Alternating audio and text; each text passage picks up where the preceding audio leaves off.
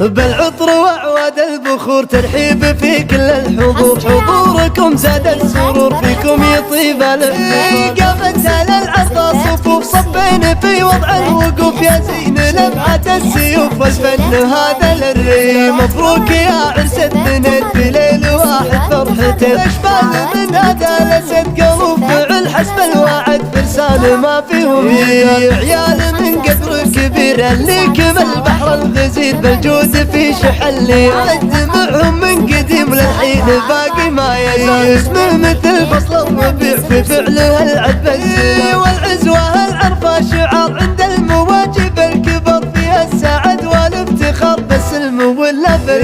عرفة لآثار الصياح عدوهم بالاجتياح، يرد مكسور الجناح يترك ميادين النزاع. عرفة بها عز الدخيل تحميه بالسيف الصقيل، يهزم بها الجمع الثقيل لا زادت النار اشتعال. يعني من اسياد العرب تاريخهم مثل الذهب عليه ما يجدد. بالعطر واعواد البخور ترحيب في كل الحضور، حضوركم زاد السرور فيكم يطيب الافتخار. قامت على العرض صفوف صفين في وضع الوقوف، يا زين لمعة السيوف والفن هذا للري. مبروك يا عرس اثنين في ليل واحد فرحتين، اشبال من هذا لسد قلوب فعل حسب الوعد فرسان ما فيهم عيال من قدر كبير اللي كمل بحر الغزير بالجود في شحل. اجتمعهم من قديم للحين باقي ما يزال اسمه مثل فصل الربيع في فعله العباسي. والعزوة العرفة شعار عند المواجب الكبر فيها السعد والافتخار بالسلم والنفر.